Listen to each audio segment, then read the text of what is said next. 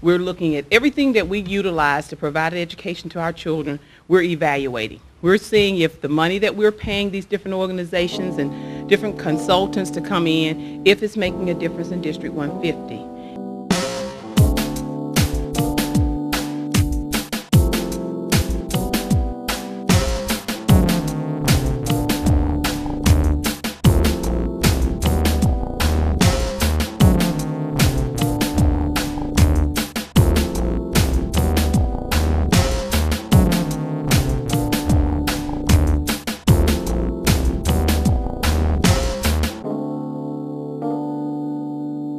Tonight I have with me a new arrival in our community, our new school superintendent for District 150, Dr. Grenita Latha.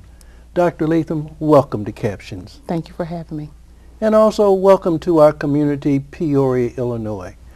I tell you, I heard a whole lot about you before you arrived. Most of the people who were involved in the process were very impressed with you and highly recommended you as being hopefully one of the parts to bring about the change in District 150. And I've heard nothing but great things since then.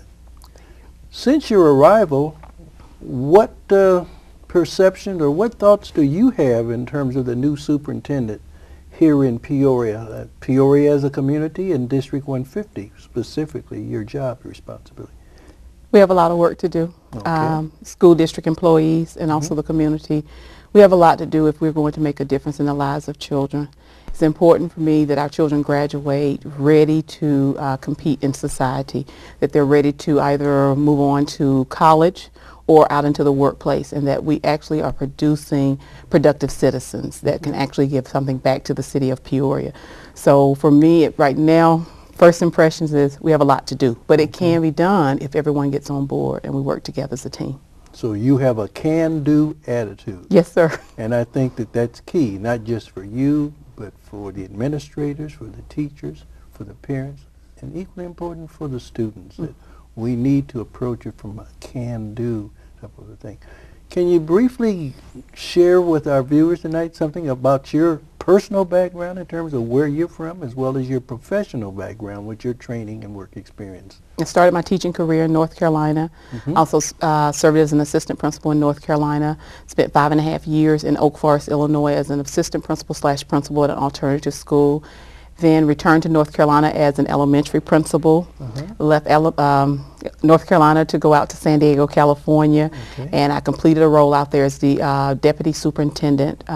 San Diego was a school district that had over 135,000 students. Wow. And then was recruited to come here to Peoria. Well, you had more students than we have population, period. I mean, that's quite a bit. What was it that attracted you to Peoria? I mean, had you heard of Peoria prior to reading about the job opening? Had heard of Peoria, spent time working on my PhD in Carbondale. Okay. So I had experience living in Carbondale for about 2.5 years, and then, like I said, spending about 5.5 years up in Oak Forest. Very attracted to Peoria. Once again, it's based on the curriculum programs that were already in place. Some of the things that are in place in reference to curriculum just attracted me because of the fact I already had experience working with those programs. And I wanted to come in and truly be an instructional leader. We hear so much about being an instructional leader, whether you're a principal or a superintendent. And I really wanted to put my skills to work in a district that already, like I said, had the programs in place that I had experience in. So that was the attractive piece of it. Also knowing that it was a smaller district with about 14,000 students as opposed to 133,000. To be able to make a difference, to get to know staff members on an intimate level, to get out and be able to be known in the community so that could work together as a team. So it was the being attracted to a smaller community, a smaller school district that already had curricular programs in place. I'm glad to hear you say that, because philosophically I feel that if we can't save small school districts or small communities like Peoria, I don't know what chance the bigger cities, the New Yorks, the Detroits, and those kinds of places can have, because you can make a difference and things still are solvable. Not only did you come here, I know since you've been here, you brought in a number of individuals that you've worked with before or were aware of. some people kind of looked at that with a funny eye and criticism or whatever. What is your philosophy about bringing in your own team or individuals that you know something about? I think it's important for a leader to be able to hire people that they feel support the vision of the leadership and that can actually get a job done, and they don't need a lot of direct supervision. Right. They already, once again, have the same experiences that I have in different curricular programs. There are different areas or things we need to bring to our district. For example, one of our high schools does have an international baccalaureate program. The international baccalaureate program is a program that could actually be started in the primary school years, where students would have an opportunity. In my previous districts, those were magnet schools, our IB programs. And so being able to have someone that has that experience that can expand that. I want to expand science here. We need to have a focus on science and math. And so, of course, I recruited someone with science experience. Right. Gifted education is a passion of mine, ensuring that we have gifted education in all of our schools. So I have someone with the gifted education experience. So I was looking for people that already had experience in areas that aligned with my vision. And whether they were from within or outside, I just looked for the best. Okay, and I'm glad to hear that. I mean, in fact, I was impressed. I wasn't able to attend, but I understand you had a very successful and a positive rally type of a thing down at the Civic Center just before school started. What was your purpose or philosophy in terms of bringing all of the educators together in one spot at that time? I wanted everyone to start the school year off on the same page, to understand that we were going to be focusing on 4 concepts: respecting the customer, respecting learning, respecting our finances, and respecting individual differences. So I wanted them to hear that from me. You hear a lot in the community, you read a lot in the news, or you see things on TV, but I don't actually get to tell my side of the story sometimes. And I thought it was important for us, just like I said, to get together as one group so everyone understood we're all on the same team. Right. It's not about being a certified class staff member or non-certified, being a teacher or a custodian, bus driver. Everyone's on the same team. We're here to make a difference in the lives of children. And I wanted people to truly understand and hear it from me that it's about children. We work for children. If our children leave, we won't have a job. And if we fail children, we should be ashamed. Absolutely.